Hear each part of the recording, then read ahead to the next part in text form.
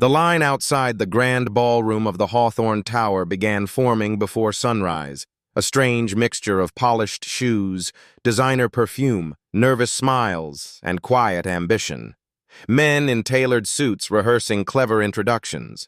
Women checking reflections in dark phone screens. Every person invited under the same promise. One private morning event where the city's most powerful single elites would meet face to face before the market opened. 3 floors below that polished world, Ethan Carter was carrying 2 trays of warm croissants up a service staircase. His shoulder pressed against the heavy metal door, the smell of butter and cinnamon following him like a second skin. He had been awake since 4 shaping dough, while his 7-year-old daughter Lily paper stars behind the bakery counter because missing a luxury catering delivery meant losing half a week's income, and half a week's income meant another late utility payment. He had no reason to know that one wrong turn, one distracted glance at the elevator sign taped to the wall, would push him directly into a room built for people who had never once worried about choosing between electricity and rent. "Sir, you're late," a woman in black whispered sharply the second he stepped through the side entrance. Before Ethan could explain, someone clipped a silver number card onto his jacket, turned him by the shoulders, and guided him toward a line of sharply dressed strangers waiting under crystal chandeliers. "No, I think there's been a mistake." He began balancing the trays carefully, but the woman had already disappeared, heels clicking across marble. Around him, conversations lowered, heads turned. Ethan looked down at the flower still dusted faintly across his sleeve, then at the handwritten number now pinned to his chest, like he belonged there. Across the line, a woman dressed in charcoal gray stood perfectly still, one hand wrapped around a black coffee cup, her expression unreadable, colder than the polished glass walls behind her. Victoria Hale. Even Ethan recognized her, the CEO, whose face appeared on financial magazines the woman reporters called the city's most untouchable executive, famous for billion-dollar decisions and a stare that made seasoned investors lose their script. She looked at him once slowly from his worn boots to the tray in his hands, and something in her expression hardened further, as if the morning had already insulted her. "If this is someone's attempt at irony," she said, voice low enough that only he could hear, "it's not amusing." Ethan shifted the tray before one croissant slid. "Trust me," he answered quietly. "If I had intended to walk into a room full of expensive people judging me before breakfast, I'd have at least worn a clean shirt." For the briefest second, something flickered in her eyes. Not warmth, not yet, but interruption. Then the service door behind Ethan burst open. Small footsteps ran across marble. Dad Lily's voice cut through the ballroom before he could stop her. She appeared in the doorway clutching a tiny paper bag and froze when she saw the chandeliers, the strangers, and the woman in gray staring directly at her father. Then Lily looked up at Victoria with innocent certainty and said the one sentence no board member, journalist, or rival had ever dared tell her. "You look like someone who forgot how to smile." Silence fell so completely that even the ballroom pianist stopped touching the keys. Lily's voice seemed too small to belong inside a room built for negotiations worth millions. Yet somehow it landed harder than every rehearsed introduction floating through the ballroom that morning. Several heads turned at once. A man adjusting his cufflinks near the registration table actually laughed under his breath, expecting the sharp woman in gray to destroy the child's confidence with one glance. But Victoria Hale did not answer immediately. She stood there, fingers tightening around her coffee cup, eyes fixed on Lily as though the little girl had spoken in a language she had not heard in years. Ethan reacted first. He set one tray carefully onto the nearest cocktail table before kneeling beside his daughter, lowering his voice. "Lily, sweetheart, you weren't supposed to come upstairs." Lily looked guilty for exactly 1 second, then held up the small paper bag she carried. "You forgot the strawberry one," she whispered, meaning the pastry he had promised the client as an extra sample. Ethan exhaled softly, half embarrassed, half trying not to smile in front of the crowd, staring at him like he had dragged real life into a staged performance. "I had it handled." "No, you didn't." Lily said with childlike certainty. "You always forget the last thing when you're nervous." That word nervous earned another glance from Victoria because the man in front of her did not look nervous. He looked tired, careful, grounded in a way that made the expensive room seem artificial around him. Ethan stood, took the paper bag, then looked at Victoria with an apologetic calm that somehow contained no desperation. "Sorry. We'll be out of your way in 10 seconds. Before he could move, the event coordinator reappeared breathless and smiling the forced smile of someone protecting a schedule worth too much money. "Perfect. Pair 1 is ready. Ms. Hale. Mr. She glanced at Ethan's borrowed number card. "Mr. Carter, please take table 1. Ethan frowned. "No, there's definitely wonderful." The woman cut in, already gesturing toward a private table near the windows overlooking downtown. 3 minutes each round. Then she vanished again, abandoning him inside a mistake growing too public to explain. Victoria gave him one look that clearly said she hated wasted time. "You can leave," she said, turning slightly, but Lily had already noticed the tiny silver timer placed on the table and whispered, "Dad, maybe sit down." You never meet anyone. A few nearby guests smiled openly, now entertained by the absurdity. Ethan understood that arguing would only make it worse. He picked up the tray, set it carefully on the side station, then pulled out the chair opposite Victoria. 3 minutes, he said quietly. "Then I'd disappear and return to bread, which is where I belong." Victoria sat without replying. Through the window behind her, morning light sharpened the angles of her face, controlled. Elegant, impossible to read. Up close, Ethan noticed not perfection but exhaustion hidden beneath immaculate composure, the kind that expensive makeup softened but did not erase. The silver timer clicked on. Neither spoke for 2 seconds. Then Victoria placed her coffee down with exact precision. "So which strategy are you using?" she asked. Ethan blinked. "Strategy? Pretending not to know who I am. Bringing a child for sympathy. Showing up dressed like authenticity itself." Her voice remained level, but there was steel under every word. Ethan almost smiled because the accusation was so far from his morning that it felt unreal.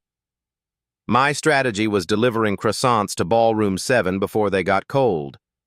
And yet here you are? Against my will, I assure you." Lily stood beside Ethan's chair, peeking over the table edge until Victoria noticed her again. "Do you own this building?" Lily asked. Ethan murmured, "Lily." "No," Victoria answered unexpectedly. "Just the company that financed half of it."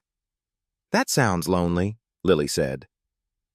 Ethan closed his eyes for half a second because only Lily could make billion-dollar ownership sound like a tragedy. To his surprise, Victoria did not look offended. She studied the child longer this time. "Why would you say that?" Lily shrugged. "Because my dad owns almost nothing and he's never alone. Everyone at the bakery talks to him." A faint laugh escaped from somewhere nearby, quickly suppressed. Victoria's jaw tightened, not from anger, Ethan realized, but from something else harder to define, as if the conversation had wandered into territory she had carefully fenced off years ago. "People talk because they want something," she said. Sometimes Lily answered. "Sometimes they talk because they like your face." Ethan finally intervened. "Okay. Enough social analysis before school." "She's observant," Victoria said. And that was the first sentence she had spoken that sounded human rather than defensive. Ethan noticed it instantly. So did Lily. Encouraged, the little girl reached into her coat pocket and placed a folded paper star on the table between them. "I made extra because mornings are hard." Victoria stared at the star as if no one had handed her something free in years. The timer beeped, ending the round. Across the room, the coordinator announced partner rotation, but Victoria did not stand immediately. Ethan rose first. That should end the confusion. He reached for the paper star, thinking Lily had crossed a line, but Victoria touched it first. "Leave it." Her fingers stopped just above his hand, not touching, but close enough that both noticed. Something changed in her face then. Not softness exactly, more like a crack too brief for anyone else to see. Ethan withdrew his hand. "As you wish." Another man approached their table, smiling with aggressive confidence, clearly scheduled for Victoria next. She looked at him, then at Ethan, then at Lily waiting beside the chair. "You delivered food?" she asked. Ethan nodded. "Bakery downstairs. Carter and Crumbs. The one on Ashbury." "You know it?" "I pass it." She did not add that she had passed it dozens of mornings without ever entering, always seeing warm light through the windows while her driver waited at the curb, always choosing not to look too long. The approaching man reached the table. "Victoria, pleasure again," he said, already extending a hand. Victoria stood, but her attention stayed on Ethan for 1 second longer than necessary. "Your tray is cooling," she said. It sounded dismissive, but the tone had changed enough that Ethan noticed. He took Lily's hand and stepped away just as the coordinator rushed back, apologizing breathlessly for the registration mistake. "Sir, terribly sorry your badge was from a canceled guest." Ethan removed it and handed it over. No damage done. But behind him, he heard the new man trying too hard to impress Victoria with acquisition numbers, while Victoria answered with silence. By the time Ethan reached the service elevator, Lily looked up and asked, "Was she sad?" He pressed the button and glanced toward the ballroom doors. "Why do you think that?" "Because people who are angry all the time are usually protecting something sad. Children, he thought, should not understand that so early. Maybe he answered. Downstairs, the bakery welcomed them with warmth, butter, and the normal rhythm of ordinary life. Ethan slid trays into the front display while Lily took her usual stool near the register before school. Customers came quickly, the retired mailman, 2 nurses from the clinic, a college student ordering coffee before class. The morning moved the way mornings always moved, practical, busy, familiar. By 9:15, Ethan had nearly forgotten the absurd ballroom upstairs until the bakery door opened and silence fell. In that subtle way, silence changes when someone powerful enters a small room. Victoria Hale stepped inside alone. No assistant, no driver visible, no expression prepared for cameras. She wore the same charcoal coat, though now sunlight through the bakery glass softened her sharpness. The retired mailman almost dropped his wallet, recognizing her. Ethan looked up from the espresso machine and genuinely thought for one strange second that she had come to complain. Instead, she scanned the menu board as if learning a foreign language. Lily noticed first and smiled like she had been expecting this. "You came," she announced. Victoria's eyes shifted toward her. "Apparently." Ethan wiped his hands and approached the counter. "We also serve people not accidentally assigned to emotional interviews." Something very close to a smile threatened one corner of Victoria's mouth before disappearing. "1 coffee," she said. "And whatever she gave me this morning." Lily leaned over the counter proudly. "That was kindness. It's free." A few customers laughed softly. Victoria reached for her wallet anyway. Ethan placed a small strawberry pastry onto a plate and slid it toward her. "First one's on the house, for surviving public speed dating." She looked at the pastry longer than necessary, then took the seat nearest the window. Outside, traffic moved in polished streams, but inside the bakery the world slowed under warm light and cinnamon air. Victoria removed 1 glove, touched the paper star still in her coat pocket without meaning to, and for the first time in months, perhaps years, she stayed somewhere with nowhere urgent to go. Ethan returned to the counter, pretending not to watch. Lily colored quietly beside the register, occasionally glancing at Victoria with the fearless curiosity only children possess.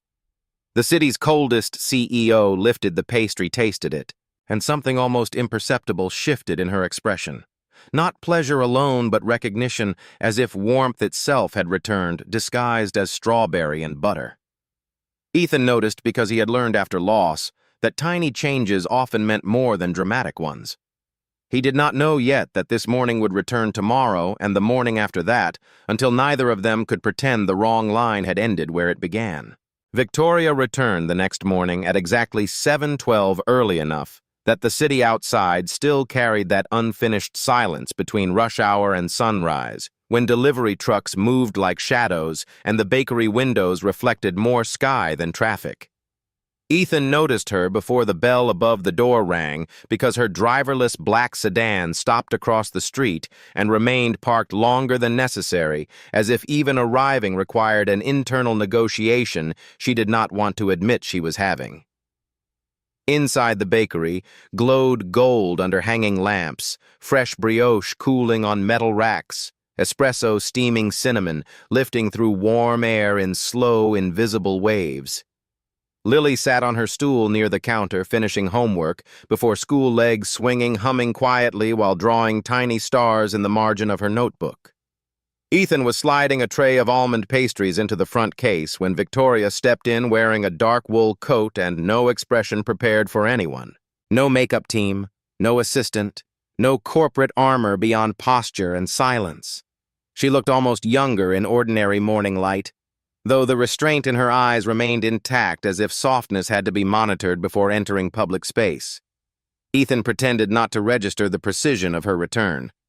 "You found your way back without accidentally joining another event?" he asked while wiping flour from his hands. "Your sign is visible from the street," she replied, voice controlled but less edged than yesterday. "And your coffee yesterday was acceptable." Lily looked up immediately. "That means she liked it." Victoria glanced at the child. "It means I came because my office opens later than usual." "That also means you liked it," Lily said, completely unmoved by status. Ethan hid a smile and reached for a cup. Same order. Victoria hesitated, scanning the handwritten board like someone still unconvinced she belonged under it. "Coffee, black." "Still sounds like punishment," Ethan said.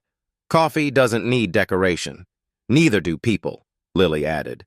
Victoria looked at her again, and for a second Ethan saw that same tiny fracture from yesterday, the moment when a reply formed but stopped because it required feeling first. She took the seat by the window before the cup arrived, setting her phone face down beside the plate Ethan placed near her warm apple pastry, this time still releasing steam. Outside, dawn moved slowly over glass buildings. Inside, forks touched ceramic milk, steamed, the front bell rang with neighborhood regulars who all recognized Victoria, but politely pretended not to stare too long. That Ethan suspected unsettled her more than attention would have. In corporate rooms, people watched her because they needed something. Here, they simply made room, ordered bread, discussed weather, and let silence exist without agenda. An elderly woman from 2 doors down smiled while paying for muffins and said, "Try the apple before it cools." "Dear?" Victoria gave the smallest nod, as if unsure how to receive ordinary kindness from strangers. Ethan returned to kneading dough behind the counter, sleeves rolled, forearms dusted white, moving with the quiet rhythm of someone whose hands had learned survival through repetition. Victoria watched longer than she intended. There was nothing performative in the way he worked. No attempt to impress, no careful masculinity, no effort to turn simplicity into charm. He moved like someone who had stopped expecting to be noticed, and therefore became more noticeable. Lily climbed off her stool after a while, carrying colored pencils and paper toward Victoria's table without asking permission. "Do you always sit alone?" she asked. Victoria looked down from the email she had not yet opened. "Usually." "Do you like it?" Lily asked. "It's efficient." "That sounds like no." Victoria almost answered sharply, but Lily had already spread paper across the table and begun drawing a crooked bakery with exaggerated windows. "Dad says some people think being alone is easier because nobody can break your things." Victoria's fingers froze lightly around the coffee cup. "Your father says that." "Not with words, exactly. But after Mom died, he stopped talking for a while, so I learned the quiet parts." Ethan, hearing that from behind the counter, looked up instinctively. The sentence landed harder than Lily understood. Victoria noticed his glance, and for the first time saw pain cross his face before he hid it. Not dramatic pain, not self-advertised grief, just the kind that had become part of his posture over years. "Your mother died?" she asked Lily more softly than Ethan expected. Lily nodded while drawing. "Car accident, 4 winters ago. Dad still checks my seatbelt twice every time." Victoria's gaze shifted toward Ethan again. Suddenly his calm acquired weight the early mornings. The measured tone, the refusal to hurry even when busy. She knew something about surviving by building systems around pain, though hers had taken the shape of boardrooms instead of ovens. Her own phone lit up, then Mason Reed third call this morning. She ignored it. "Do you have children?" Lily asked next, because children moved where adults installed barriers. Victoria answered too quickly. "No." "Do you want one?" Ethan nearly dropped the dough scraper. "Lily." But Victoria surprised him again by not retreating. She looked at the half-finished drawing instead of the child. "I used to think I would." "Then what happened?" Lily asked. Outside, a bus passed, sunlight catching the glass just long enough to paint moving reflections across Victoria's face. "Life became expensive in ways money doesn't solve," she said at last. Lily frowned like she was solving a puzzle. "That sounds sad, too." Victoria gave a quiet breath that might once have become laughter if she had allowed it. Ethan brought fresh tea for Lily and set another napkin near Victoria's plate. "You don't have to answer every emotional ambush before 8 a.m. "Apparently in this building I do," Victoria said. It was the first full sentence she had spoken that carried dry humor, and Ethan heard it immediately. So did Lily, who grinned as if victory had been achieved. For 10 peaceful minutes, the bakery settled into that rare balance where no one needed to impress anyone. The radio played low jazz. A delivery driver joked about rain. Butter hissed lightly in the oven. Victoria opened one email, closed it again, and found herself watching Ethan help an elderly customer carry bread to the door while still answering Lily's spelling question from across the room. The competence was unannounced, woven into every gesture, not polished, not strategic, reliable. Her phone rang again. This time Mason entered before she could silence it, stepping through the bakery door in a navy coat that immediately looked too expensive for the room. His eyes found Victoria, then Ethan, then Lily, and confusion hardened into calculation. "There you are," he said, lowering his voice, but not enough. "The board has been waiting 20 minutes. Victoria did not rise. "Then they can wait 21. Mason stopped beside her table, visibly processing the impossible sight of Victoria Hale eating pastry in a neighborhood bakery while a child colored beside her. "Is this where your mornings are disappearing?" His tone carried polite concern, sharpened by judgment. Ethan returned behind the counter instinctively, withdrawing from whatever corporate gravity had just entered. But Mason's gaze landed on him anyway. "You're the accidental candidate from yesterday," bakery owner Ethan corrected calmly. "Today, I'm correctly employed." Mason ignored that and turned back to Victoria. "We're discussing a $600 million restructuring, not local breakfast habits." Lily looked up. "He sounds like he swallowed a stapler." Ethan covered his mouth to hide a laugh. Mason stared, offended. Victoria should have corrected the child, should have restored order, should have become the woman newspapers recognized. Instead, she reached for her coffee and said, "Mason, lower your voice. You're disturbing paying customers." The sentence changed the room. Mason noticed it too. Because Victoria Hale never defended atmosphere over authority, never protected ordinary moments, never chose softness in front of witnesses. He leaned closer. "You are late because of this. I am late because I chose to be." For him. His glance toward Ethan made the question ugly. Ethan met it without reacting, but Lily sensed the shift instantly and slid closer to her father's side. Victoria set her cup down carefully. "For 10 uninterrupted minutes, where no one asks me to approve a demolition plan before coffee." Mason's jaw tightened. "That district project closes today."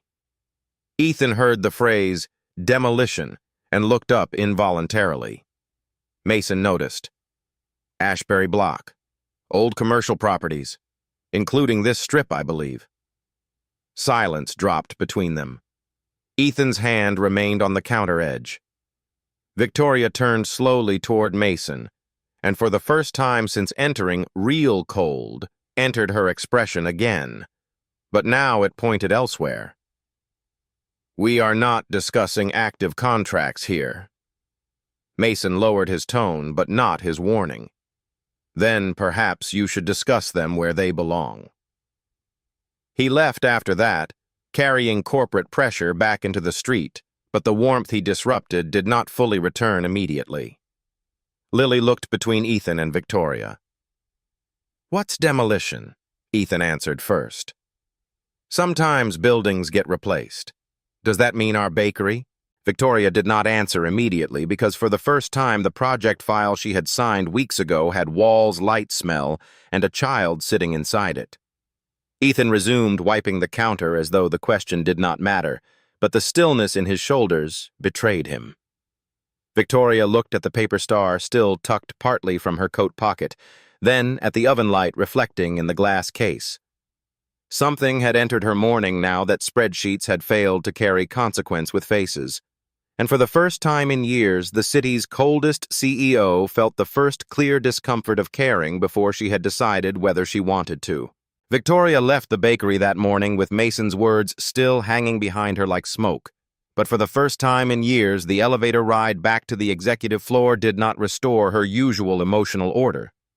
The mirrored walls reflected a woman everyone in the city believed impossible to disturb: charcoal coat, flawless posture, exact expression controlled. Yet inside her coat pocket, her fingers kept touching the folded paper star Lily had given her, as though the cheap paper carried more weight than the digital contracts waiting upstairs. When the elevator opened, the atmosphere changed instantly. Assistants, rising screens, glowing voices, lowering as she crossed the marble lobby toward the boardroom, where 12 people had already assembled around a table large enough to make agreement feel ceremonial rather than human. Mason stood near the screen with the Ashbury redevelopment file projected behind him. Clean renderings, new glass frontage, projected revenue curves, polite destruction disguised as progress. Victoria took her seat at the head without removing her gloves. Begin, she said, but her voice lacked its usual finality. Mason resumed the presentation with visible relief, speaking in the polished cadence he used when numbers needed to feel morally neutral. Phase 3 requires final signature today. Existing structures on Ashbury are commercially inefficient, low-yield aging, low-value frontage. Demolition begins Monday. A drone image appeared on screen, the old block brick roofs, narrow sidewalks, the bakery visible in one corner as a tiny rectangle of warm color beneath morning light. Victoria's gaze stopped there. She had approved dozens of similar maps before without hesitation. Today, the image refused abstraction because she knew exactly where the front stool stood, where Lily colored, where Ethan leaned when he listened more than he spoke. Delay Phase 3, she said suddenly. The room fell silent. Mason looked up first, assuming he misheard. Delay 2 weeks. That adds cost exposure. Then calculate cost exposure. One board member cleared his throat. Victoria buyers are already attached.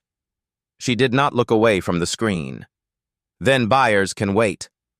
Another director, older and sharper, leaned forward. You reviewed this 6 times. What changed overnight? Normally, she would have answered with figures sharp enough to shut inquiry down. Instead, she removed one glove slowly, eyes still on the bakery roof frozen in satellite view. I want a second social impact review. Mason almost smiled, not from humor, but disbelief. Since when do neighborhood ovens outweigh strategic land use? The room tightened. Mason knew he had stepped close to insolence, but confusion pushed him anyway. Victoria turned at last, and the cold everyone feared returned, though now it carried something newly unstable beneath it. Since I asked for one, no one challenged further. But the board meeting never recovered its rhythm. Questions returned to financing projections, media optics. Yet Victoria answered mechanically, distracted by absurd fragments, Lily saying people angry all the time were protecting something sad. Ethan handing her pastry without trying to impress her. The way the bakery held warmth without asking permission from anyone. By noon, she had signed 3 unrelated acquisitions and rejected 2 investor proposals. Yet the one file she left untouched remained Ashbury. Mason followed her into her office the moment the doors closed. This is because of that bakery. Victoria stood at the window overlooking downtown traffic sunlight cutting silver across the glass towers she had spent 10 years mastering. Careful, Mason. No, you be careful. Investors already think your personal life is a myth. If word gets out that a local widower with flour on his shirt can alter a redevelopment decision, enough. Her tone cut cleanly, but Mason did not retreat. You know what they'll say? That you finally became vulnerable at the exact wrong moment. Victoria turned. You mistake reconsideration for weakness because your imagination ends where spreadsheets do. And you mistake sentiment for wisdom because a child handed you folded paper. That landed because it was close enough to truth to irritate her. Mason saw it and pressed further. You built this company by never confusing emotional discomfort with strategic value. Leave Mason before you undo 10 years over coffee. Now. He left, but the office remained unsettled after the door closed. Victoria stood there longer than she admitted, then opened the Ashbury file again. Not the financial summary, but the tenant list. Carter and Crumb's Bakery. Lease inherited after death settlement. Owner Ethan Carter. Previous profession licensed architect, inactive registration. She frowned. That last detail had never mattered before. A former architect baking bread in a neighborhood slated for demolition. There were stories hidden in that alone. At 5:43, against every pattern she normally obeyed, Victoria returned to the bakery a third time. Evening light transformed the place completely. Morning gold had become amber. Outside street lamps flickered on one by one while rain threatened in the distance. Inside, fewer customers remained. Soft music played low, and Ethan stood on a ladder changing a chalkboard menu sign while Lily sat near the counter finishing math homework. The bell rang. Lily looked up first and smiled like someone greeting an expected chapter. You came back again. Victoria removed her coat slowly. Apparently, I'm becoming predictable. That's how friendships start, Lily announced. Ethan stepped down from the ladder, one hand still holding chalk. Dangerous word in this building? Is that your professional opinion? Victoria asked. Bakery owners specialize in controlled danger. Sugar butter, emotional honesty. She almost smiled again, almost. Coffee, he asked. This time tea. That's progress. He prepared it while she took the same seat by the window, though tonight rain began tapping softly against the glass, making the interior feel more intimate than before. Lily carried over a plate without asking permission fresh lemon cake. House rule, she said. Tea means cake. You have many rules. Dad says homes need them, or feelings get messy. Victoria looked at Ethan over the rim of the cup. You say that I say many things I regret hearing repeated publicly. The rain strengthened. Outside, the street blurred into moving reflections. For several minutes, none of them spoke much. The silence this time felt earned rather than guarded. Victoria watched Ethan close the register for the evening, thank the final customer wipe flour from the counter, then finally sit opposite her only after Lily disappeared into the back room to pack school books. It was the first time he had chosen to sit rather than being forced into proximity by accident. Architect, she said. Ethan looked up surprised. You investigate all pastry providers? Your lease file included history. That sounds like CEO language for curiosity. Why leave architecture? He leaned back, eyes drifting briefly toward the kitchen where Lily hummed to herself. After my wife died, deadlines stopped making sense. Buildings require long futures. I couldn't think longer than one day at a time. Victoria listened without interruption. The bakery. It was hers. Small dream, mostly impossible math. I kept it because ovens don't ask where your mind is. They only burn things if you forget them. The honesty came without drama, and perhaps because of that it reached her more deeply. You rebuilt your life around routine. You built yours around control, he said gently, not as accusation, but observation. That should have irritated her.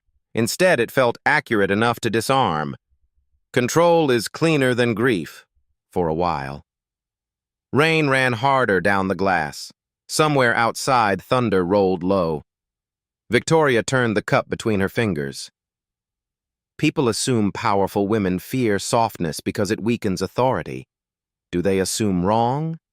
She looked at him directly for several seconds. Sometimes softness costs more than authority. Ethan understood there was a history behind that sentence, but did not chase it. The restraint itself shifted something in her because most people rushed to fill silence around her with advice, admiration, or strategy. He simply waited. Finally, she said, "I was engaged once." It came unexpectedly, perhaps because rain made confession easier. Public enough to make magazines profitable, private enough to destroy quietly. Ethan said nothing.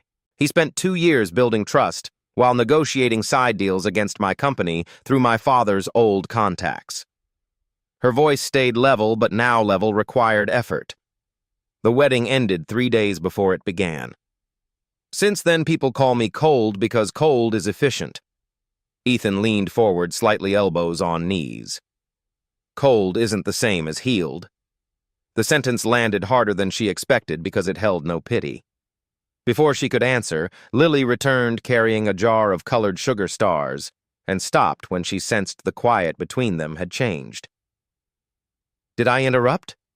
"Probably," Ethan said. "Good," Lily replied, climbing into the chair beside Victoria. "Adults get weird when they talk quietly." Victoria laughed, then small, involuntary, but unmistakable.